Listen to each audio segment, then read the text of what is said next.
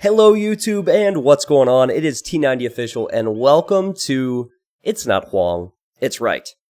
Now, we'll get right back to puns that want to make you unsub from this channel in just a moment, but this is a 1v1 between the legend Huang from Vietnam, and he's here in the blue, and then we have Project Belgium who's playing on an account called Laptop Expert because he plays on the laptop in the north. So it is a Hun war, which is what Huang always plays. And this is yet another unique game from Huang. You know, he is really the gift that keeps on giving. And actually, I believe I'm going to make a Huang playlist for YouTube. Because this might be around the 10th video that I've uploaded with him. And I found another amazing one, which I'll be uploading next week. So if you guys are on board with that, if you guys want Huang games and a special playlist, please let me know in the YouTube comments. There's so many unique games, and he's playing a lot nowadays, which is awesome to see. Playing so much, in fact, and stealing so many points from people that I think he's at about 40th in the world, or maybe close to 50th. He is over 2K3, which is, again, this is all off the top of my head, but I think that's 40th or 50th in the world, which is pretty incredible. And just one more thing before we break down this game. I'm going to talk you through what Huang typically does, and what Project Belgium's response to it is, and why. Many people in the YouTube comments have been requesting the Regicide Rumble 3 uploads. I see your comments, guys. Just know that I have to do something very special with the one game because it will go down in diplomacy history, and that should be on YouTube before you know it, okay? I would say a few days after this upload, everything should start coming to YouTube. Things have been busy for me with Age of Empires 2 DE, and those types of projects and some other ones I can't spill the beans on just yet. So what makes Huang unique is he's always looking to get to Castle Age, alright? These maps are extremely open, so you might be thinking, well, T90, how is he going to do that? Well, Huang finds a way, okay? Doesn't matter what the map looks like, he never goes for Feudal Age attack. I've never seen the guy open up with scouts. I've never seen the guy open up with man-at-arms. It's always either full wall as base, which you can't do here, or early barracks and drush into fast castle, every time. So when you're playing Huang, you know it's coming.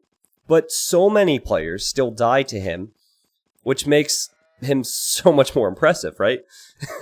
If you know it's coming and it still works, that's pretty incredible. So pretty soon we're going to see Huang think about building a barracks in front of his base and sending militia forward. And the whole idea behind his build order is to harass the opponent and give himself time to get that eco for the Castle Age. And then there are some other things in Castle Age I'll bring up, like the Sneak Villager, and the Forward Siege Workshop, and Monastery, but we'll get to that once we get closer to the time.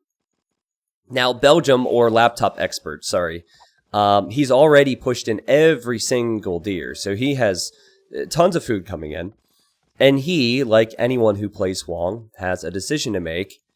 Do I go Feudal like I would versus anybody else at the high level, or do I try and Huang with Huang?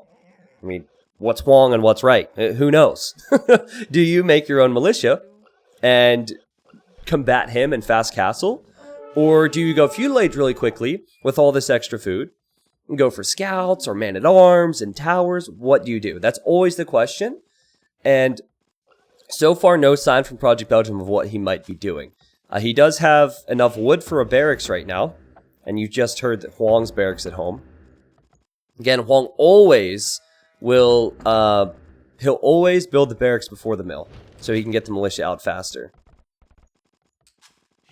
But now you see Project Belgium, or Laptop Expert, sorry, he's building a second lumber camp, guys. So he's decided to not place a barracks, but to instead place a second lumber camp for economic efficiency and farms for food. So pretty much already, since they're at the 22 population mark, I could tell you they are not going to be fighting it out in Feudal Age. They're going for a fast castle try. So I've played Huang many times before, and I've tried to do exactly this. And if you're able to wall, then you'll be in a position where Huang has used more food in Dark Age, and thus if you full wall yourself and try and go fast castle, you haven't put 180 food into the militia, and you might get Castle Age faster, and then you might think that that would win you the game. I mean, Belgium does need to be careful here, right? because he has not found HOANG. He doesn't know that HOANG's coming forward. However, he's played HOANG dozens of times before. So already he knows, alright, some palisade walls there, a gate here and a palisade here, some palisades here, and then eventually some palisades on the backside. Means he's fully walled. And, you know, he has all of his deer. Like I said, he has way more food banked up. Now, at first glance, this looks like it's an excellent strategy choice.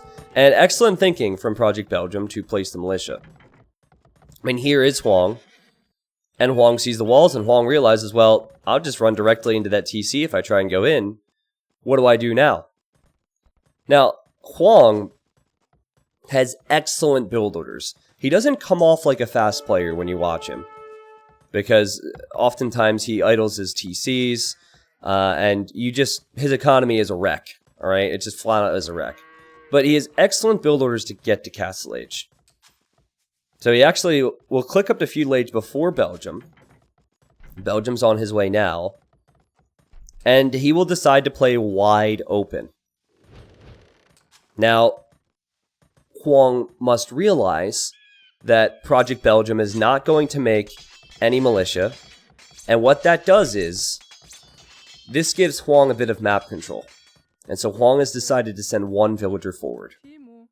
Now, I was talking to some higher level players about HOANG the other day. And we were saying HOANG is getting better. Like, he adapts more than ever before. He realizes Belgium is going for a straight FC with no military. So he figures, alright, let's go feudal a bit faster. And let's do something with this map control he's given us. It's not quite as structured as it used to be in the past from HOANG. And here comes his villager. HOANG will be in Feudal Age. What will she decide to do? Now this is Belgium's point of view. Belgium can see a palisade there.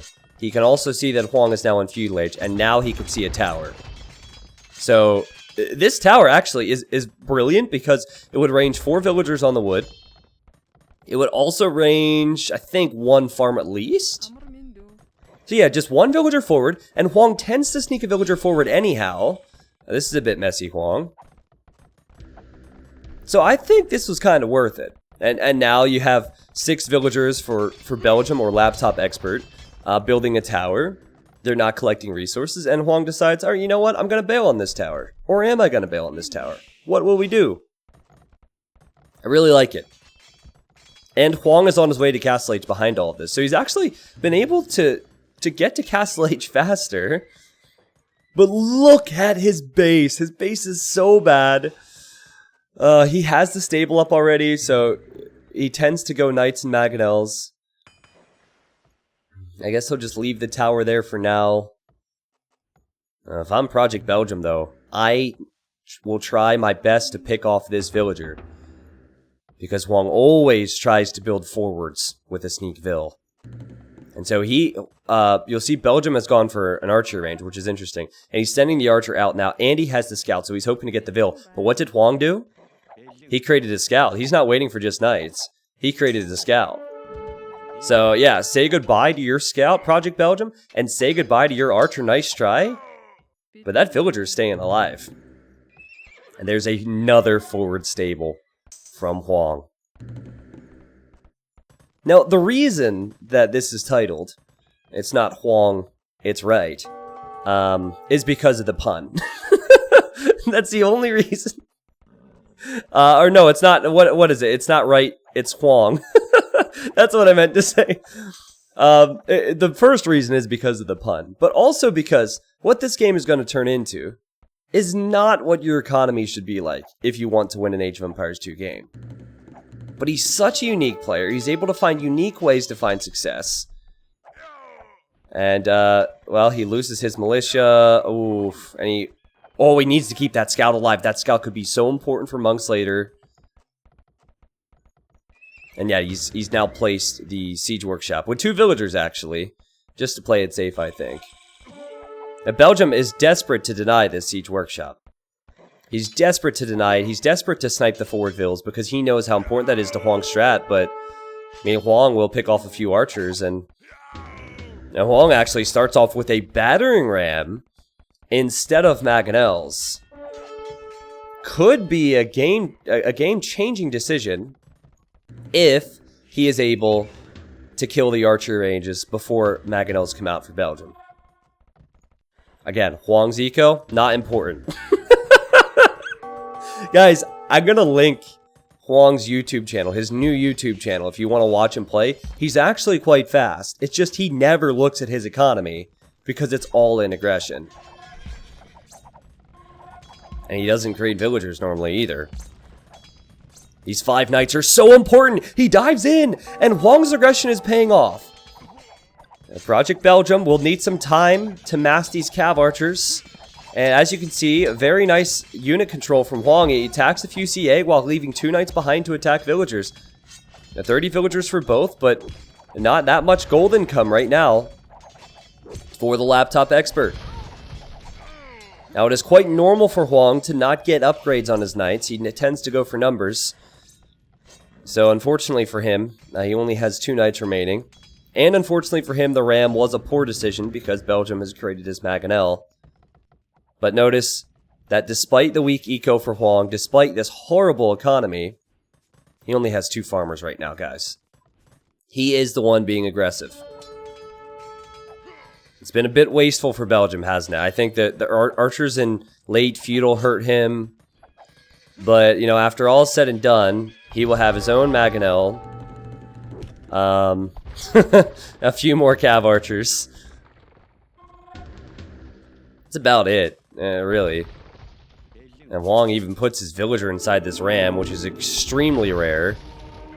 And he has created a monastery and now a monk, and he will convert a villager. Well done. And also, I think he'll start sacrificing knights for the mangoes. If he gets ahead in the Mangonel numbers, it'll be very important for him, and he realizes that. Mangonel and monks in a Hun war, it's all Hoang is about. Oh, this knight is so weak! It's so weak, but he'll just keep it alive with the monk. A 38 population for Hoang and 35 for Project Belgium. And beautiful micro from Belgium, but beautiful micro from Hoang as well, and boom! Nice shot, Hoang. This villager's just chilling out. These villagers have to run away. Hoang is able to apply so much pressure despite his eco being a disaster area. Now guys, this is where the game gets interesting. Project Belgium realizes Hoang probably has nothing at home. Look at Hoang repair the ram. He realizes Hoang probably has nothing at home. If I can defend with 1 or 2 Mangonels, maybe, just maybe, I can win the game right here. And I think it's a great decision. And when I was watching this originally, when it was going down live, I thought, Belgium, just counterattack him. The downside is, now there's no CA to protect the Mangonel. And so the knights dive in, and the knights do kill that Mangonel. But the knights can't run underneath that town center for very long. Problem is, though, this could get out of hand very quickly for Project Belgium because his siege workshop will be down. Project Belgium. Remember, it's not right. It's just Hoang. He arrives to the woodline. Hoang has nothing to protect his eco. Nothing whatsoever. But now Project Belgium is panicking big time. He has abandoned all farms. His ranges are about to get rammed down. And he's making a siege workshop in hopes to make a Mangonel and clear this up. So Hoang has lost, I don't know how many villagers there. He has less villagers, and now he has 12 idols inside that town center. But Project Belgium could lose his town center to the 4 Mangonels from Hoang. I also love how Hoang had kept his knights back home and healed them up. Or not back home, sorry, he's healed them up here. That's huge in case he needs to deal with the Mangonel that laptop expert, or sorry, Belgium, whatever I'm calling him, this minute. So here's the deal. Belgium gets 1 Mangonel kill, but that's it. Now it's 3 Mangonels, a bunch of monks, 3 knights, and a ram. Hoang doesn't have any villagers except 2 working right now. This is a typical Hoang game. He gets some conversions on the CA. All of the cav archers will die for the laptop expert. The laptop expert has more villagers working, but not for long. The difference here is HOANG has a town center. He might be completely surrounded, but HOANG has a town center. And so the laptop expert will panic with the tower, but his villagers will get slaughtered. He'll eventually lose all of them, and the game ends.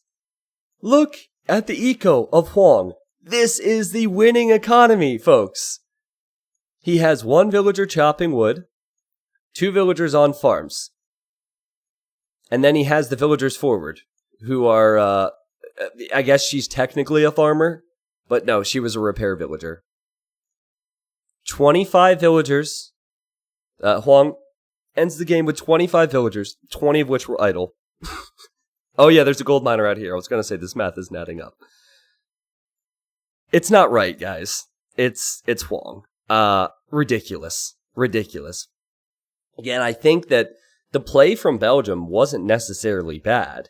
It was obviously quite good to go for a counter here.